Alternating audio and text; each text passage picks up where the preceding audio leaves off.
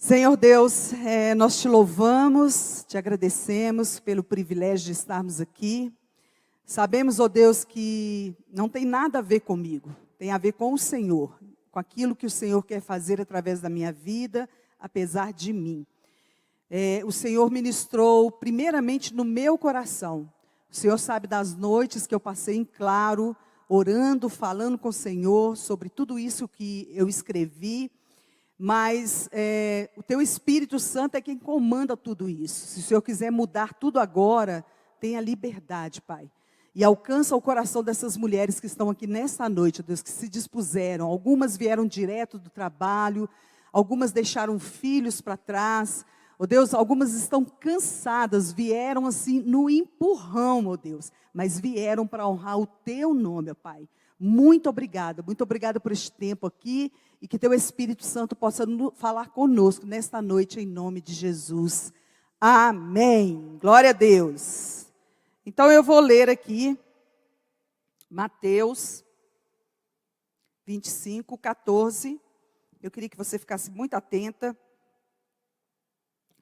E também será como um homem que, ao sair de viagem, chamou seus servos e confiou-lhes os seus bens.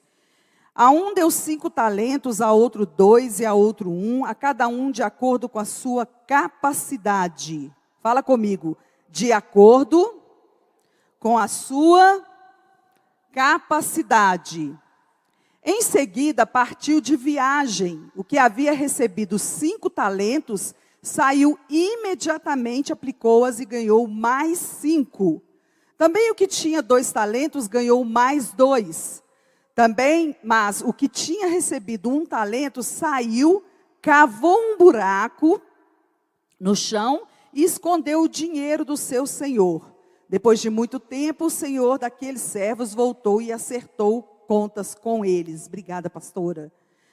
O que tinha recebido 5 talentos, trouxe os outros 5 e disse: o senhor me confiou 5 talentos, veja, eu ganhei mais 5.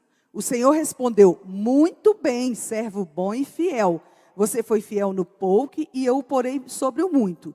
Venha e participe da alegria do seu Senhor. Veio também o que tinha recebido 2 talentos e disse: o Senhor me confiou 2 talentos, veja, eu ganhei mais 2. O Senhor respondeu: muito bem, servo bom e fiel. Você foi fiel no pouco e eu o porei sobre o muito. Venha e participe da alegria do Senhor. Por fim, veio o que tinha recebido 1 talento e disse: eu sabia que o Senhor é um homem severo, que colhe onde não plantou e junta onde não semeou. Por isso tive medo, saí e escondi o seu talento no chão. Fala assim: tive medo. Veja aqui está o que lhe pertence. O Senhor respondeu: servo mau e negligente. Você sabia que eu colho onde não plantei, junto onde não semeei. Então você devia ter confiado o meu dinheiro aos banqueiros, para que quando eu voltasse, o recebesse de volta com juros. Tirem o talento dele e entreguem-no ao que tem 10. Pois a quem tem, mais será dado, e terá em grande quantidade. Mas a quem não tem, até o que tem, lhe será tirado. Amém? O nosso problema é que nós não valorizamos o pouco. Com 100 reais, como é que você chama, querida? Geisa. Com 100 reais, ela poderia abrir o negócio dela. Ela poderia começar aos pouquinhos, não poderia? Se ela quisesse montar uma loja de sapatos, ela poderia comprar ali 2 pares, 3 pares de sapato, ela consegue comprar. E vender e comprar mais, e vender e comprar mais, não é verdade? O nosso problema é que nós não nos contentamos com o pouco. Nós queremos começar grande. Então nós temos pouco na mão, nós olhamos e falamos assim: ah, isso aqui não vale nada. Isso aqui não vai dar em nada. E aí nós desprezamos o pouco que nós temos nas mãos, enterramos, e quando o Senhor vai nos cobrar, Aí a gente fala, Senhor, era tão pouquinho, eu não conseguia fazer, eu enterrei.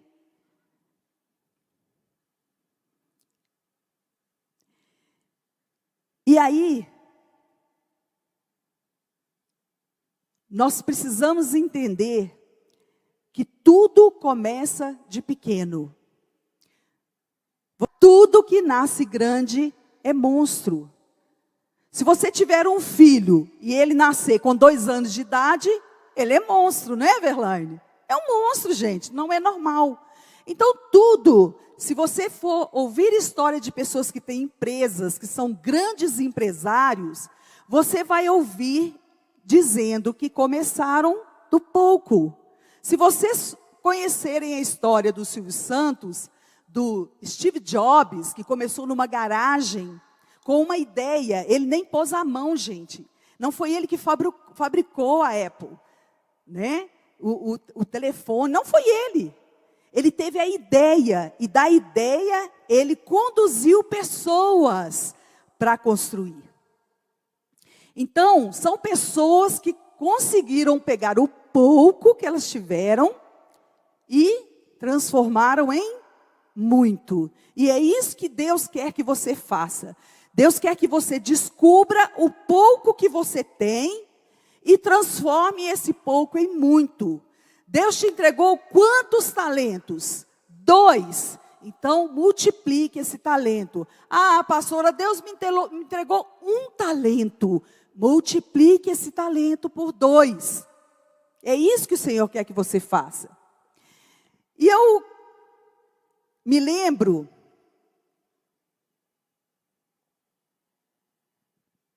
quando eu me converti, gente, eu era apaixonada com a música. Eu era doida para cantar. Era louca com música. E tudo quanto é música na igreja, eu enfiava a cara. Vocês lembram que no meu aniversário até apontei a Letícia aqui, né, que era a líder dos jovens na época. Ela foi a única pessoa que me deu a oportunidade de fazer um solo na Mocidade. Gente, mas eu me senti a cantora na Mocidade. E eu era louca para cantar. Até hoje eu falo com o William assim, se Deus falasse comigo assim, eu não quero você mais pastora, o que você quer ser? Eu falo, eu quero ser cantora. Mas eu acho que ele não vai fazer isso não, ele sabe que não vai dar certo.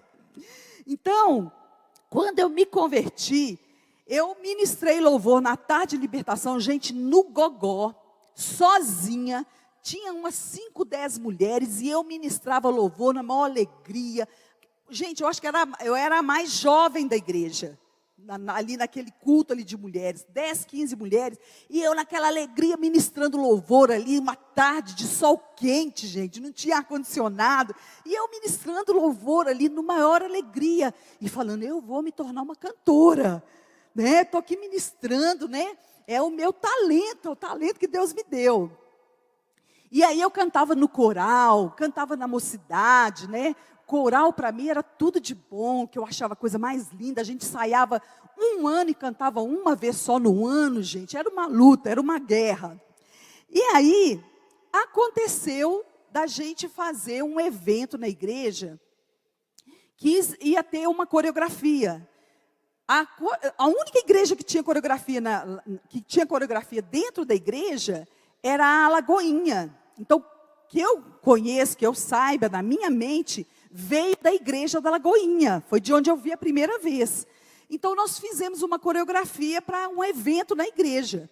E uma professora de uma academia nos ajudou, ensaiou a gente e tal, nós dançamos e foi maravilhoso. E aí, eram 30 pessoas nesse grupo de coreografia e acabaram ficando 15 pessoas. E eu não sei por que cargas d'água eu saí como líder. Gente, pensa numa mulher tímida, que não tinha expressão nenhuma. Eu acho que eu queria cantar, porque era uma coisa que eu estava atrás do microfone, eu não precisava conversar.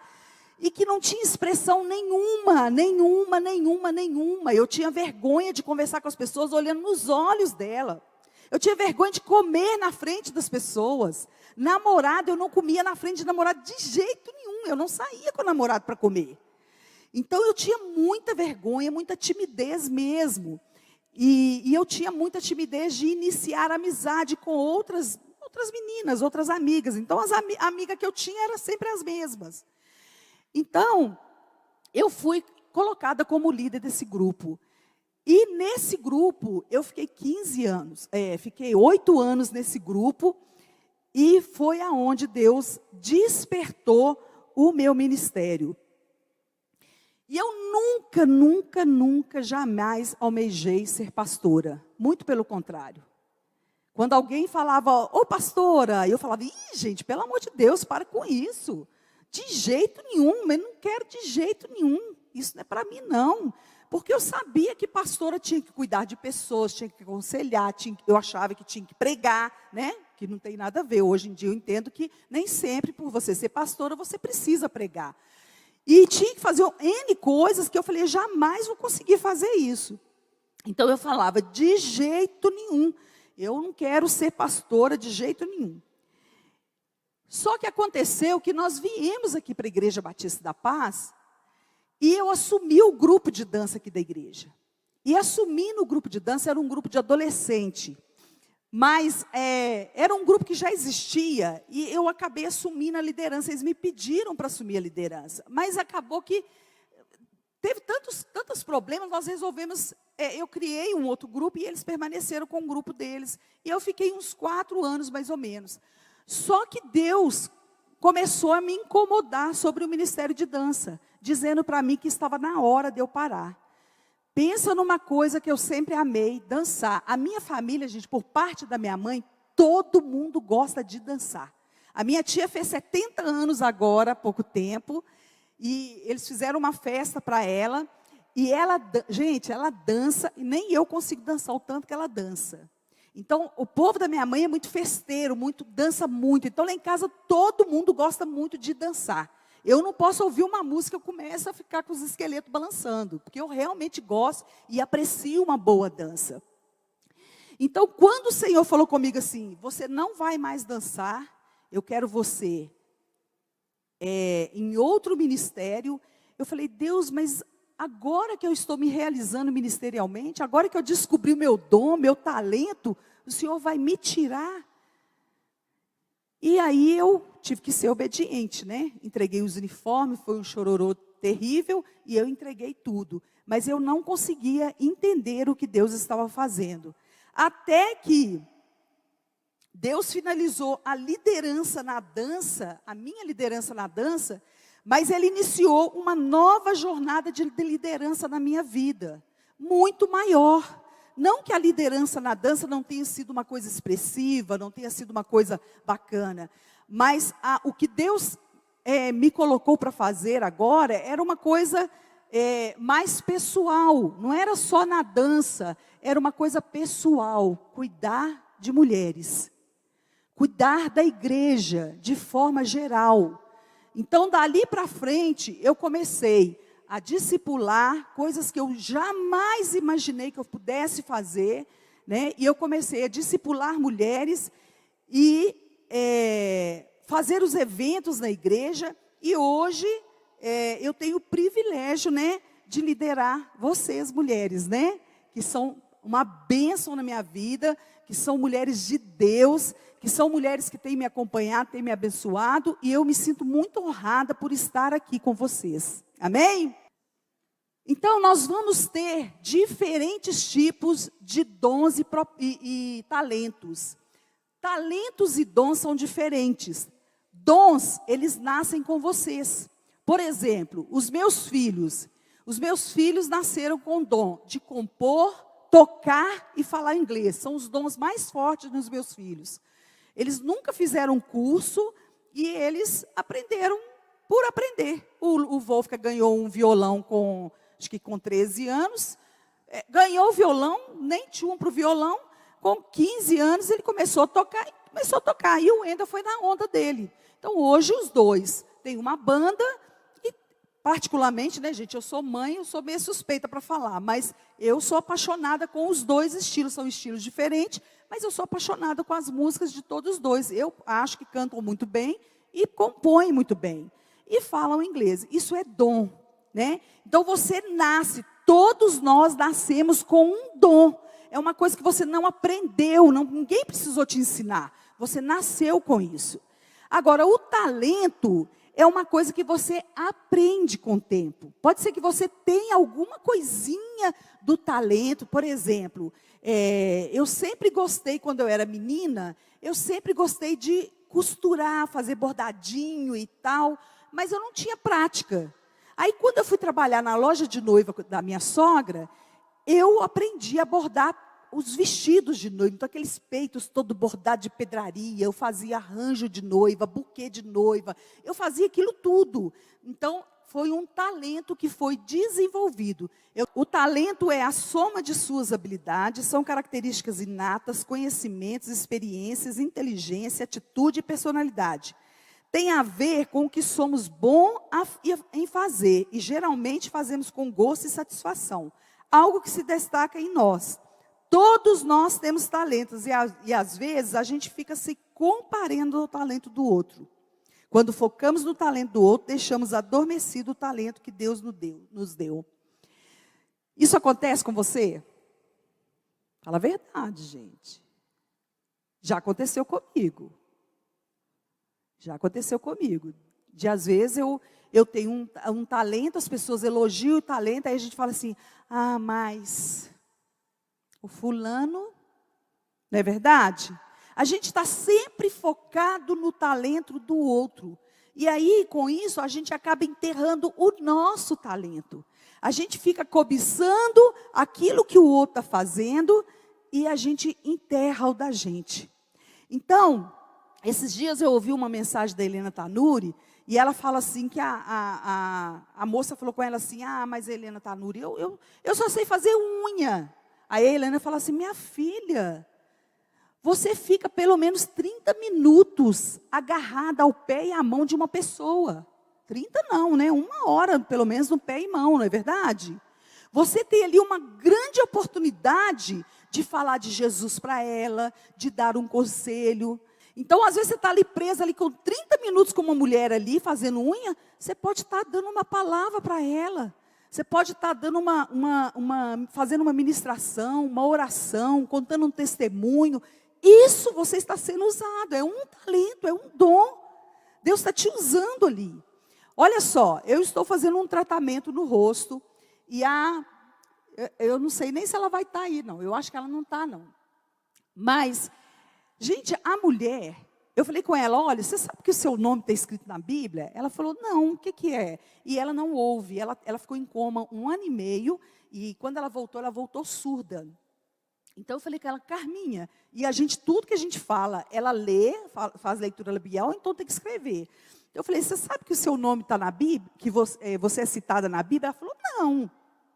Aí eu falei com ela assim, sim, olha aqui, Dorcas. E contei para ela quem era Dorcas, que foi uma mulher que costurava para as viúvas dos maridos que iam pescar e não voltavam mais, eles morriam no mar.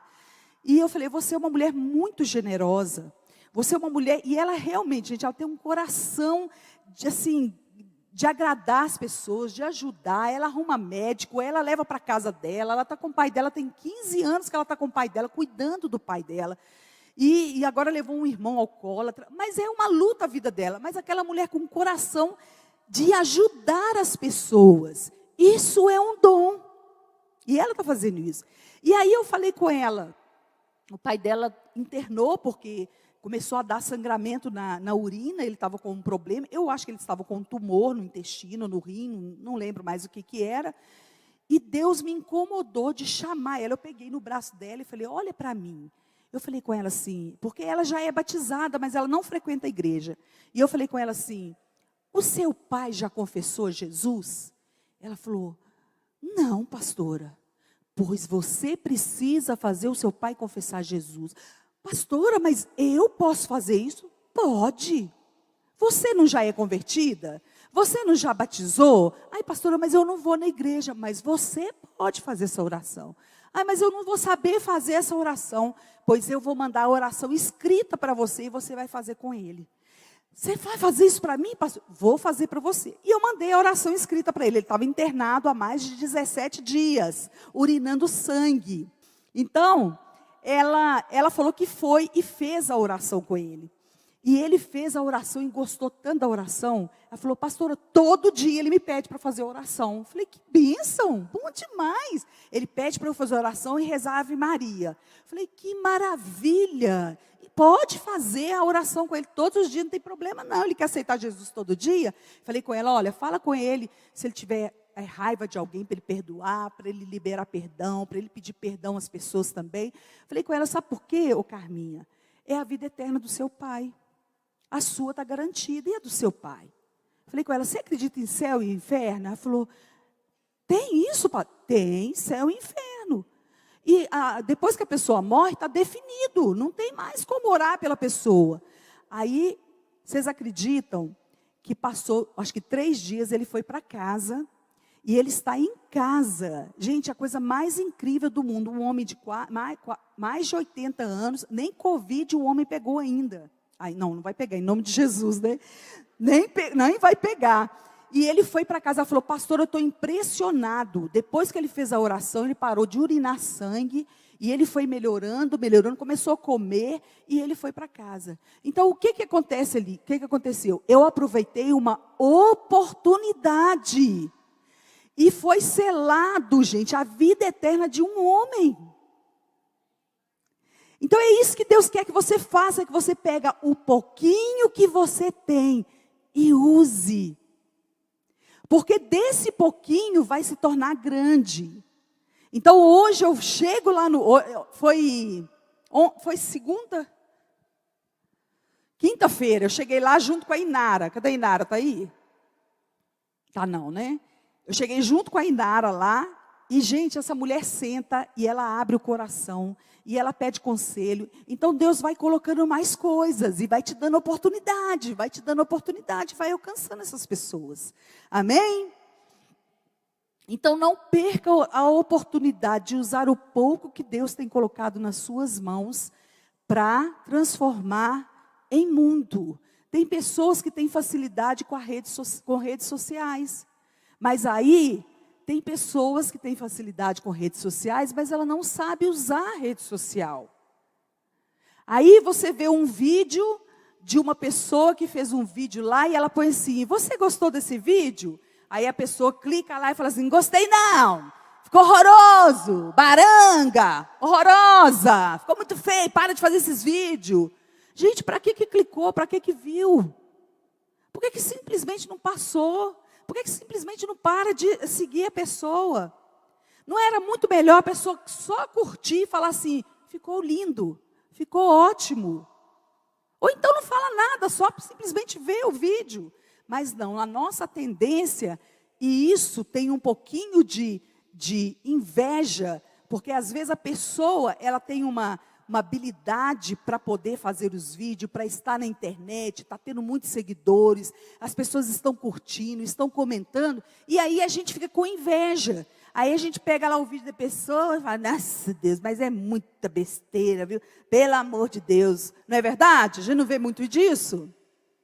Então, use o abraço, o elogio. Gente, tem uma coisa que cativa as pessoas, abraço e elogio. Vocês sabiam que o abraço cura?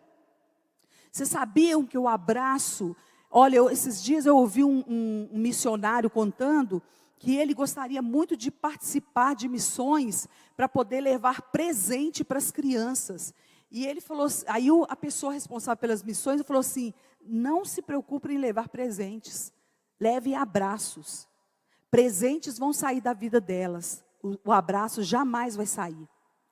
Então, olha o tanto de gente que às vezes é carente de abraço, está precisando, né, de um aconchego, de elogio, pessoas precisando ser elogiadas e que tem motivos para elogios, né? E às vezes a gente fica guardando para a gente.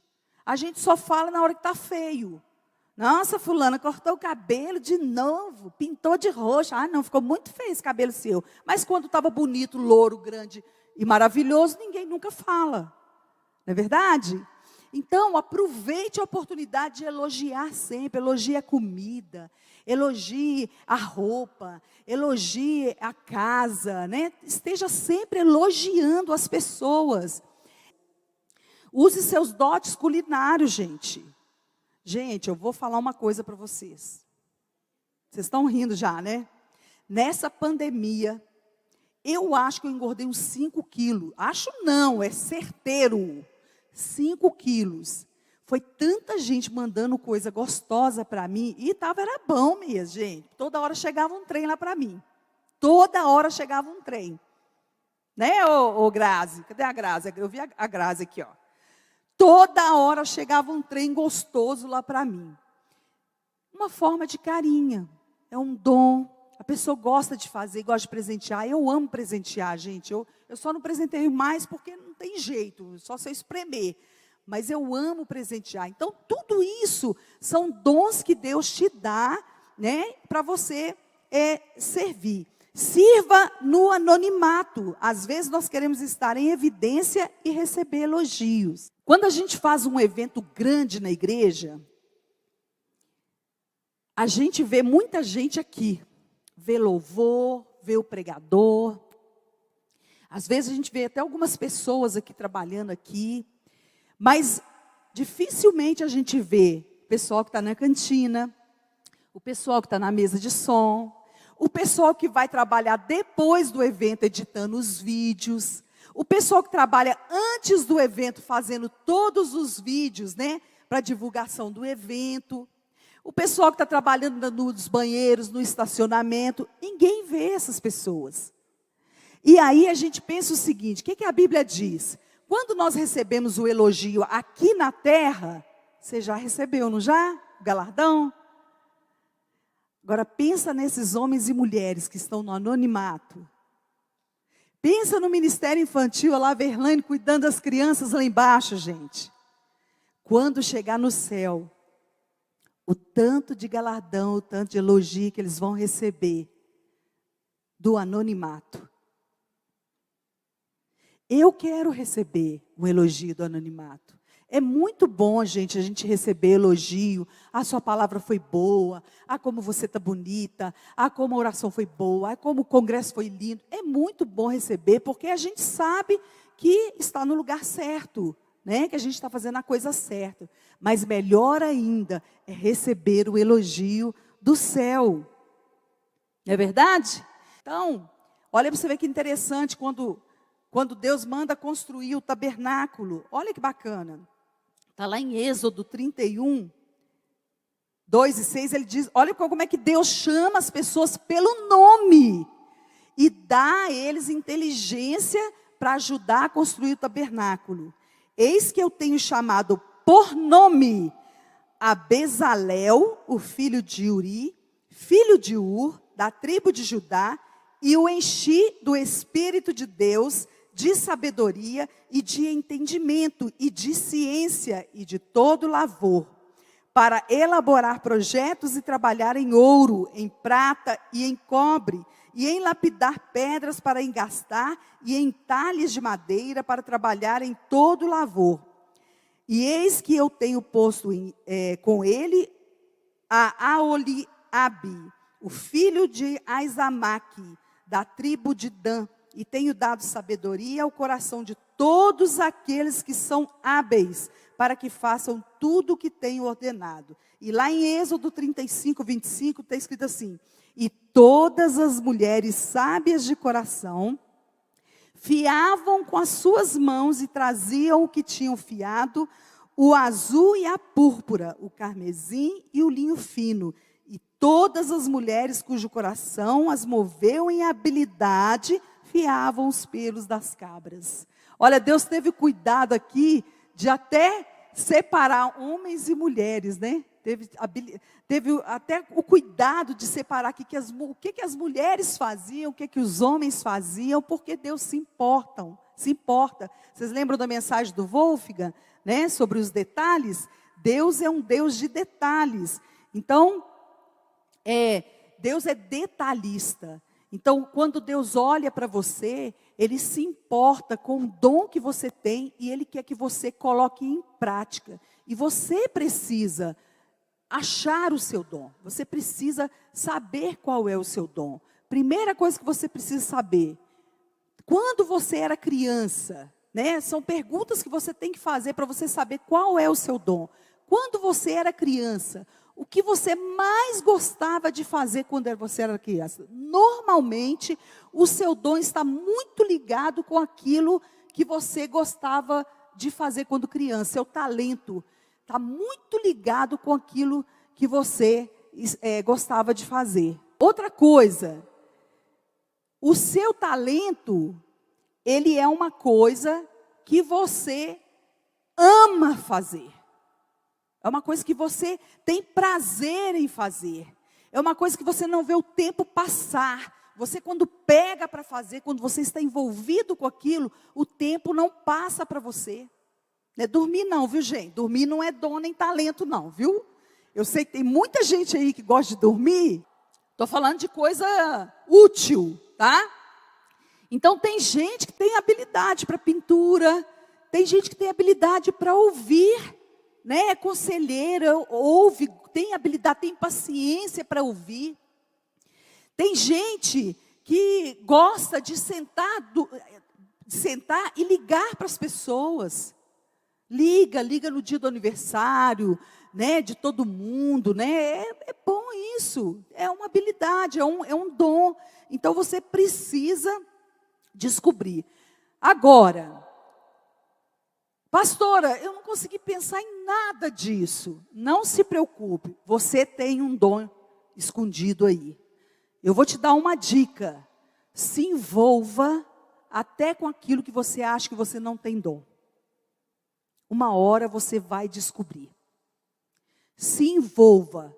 Eu sei de muitas mulheres que começaram a se envolver no ministério infantil. Se eu estiver falando mentira, você pode me corrigir. Se envolveram no ministério infantil por compaixão. E hoje estão apaixonadas com o ministério infantil. É verdade ou não é? Olha lá, ó. Envolveram por compaixão e estão apaixonados com o ministério infantil. Descobriram o dom. Então, se você ficar em casa de braço cruzado, assim, tem nada naquela igreja para eu fazer. Nem, quanto mais, ir na igreja, vai na igreja. Nem, esse negócio de só ouvir o pastor William pregar, o pastor Wolf, nem. Venha e faça algo. Faça algo que você não goste, até que você não goste. Quem sabe você vai descobrir o seu talento. Não é verdade? E olha, quando você descobrir o seu talento, Deus vai te dar uma condição de incomodar outras pessoas para descobrir o seu talento também. Sabe por quê? Porque você estava no anonimato e quando você descobrir o seu talento, Deus vai te trazer à tona, porque Ele vai te trazendo, Ele vai te colocando em lugares. Não é porque a gente quer ser importante, que a gente quer aparecer, não, gente. É consequência. Deus vai te colocando nos lugares. E aí as pessoas vão te vendo e elas vão começar a te seguir. Elas vão, cara, eu quero isso também. Eu quero isso. Então você precisa se envolver. Não só ministerialmente, você pode se envolver na sua casa, né, fazendo alguma coisa na sua casa. E eu queria que vocês vissem um vídeo, que eu achei muito interessante esse vídeo.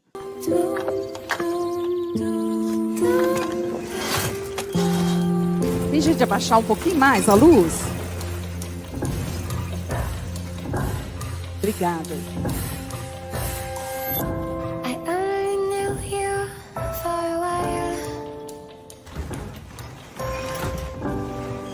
Taking clock to cure pain. Every second means a night. Every minute means a day. I hope you're walking in the sun. Hope you're going to be someone. Here I am alone.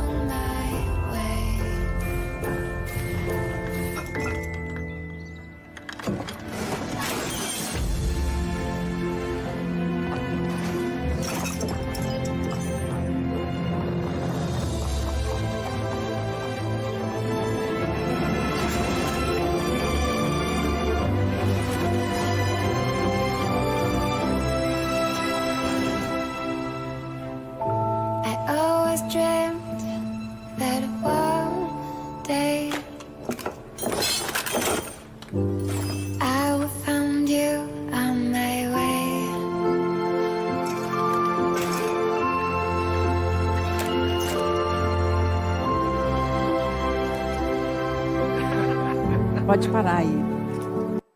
Olha, o talento, ele te faz distinta.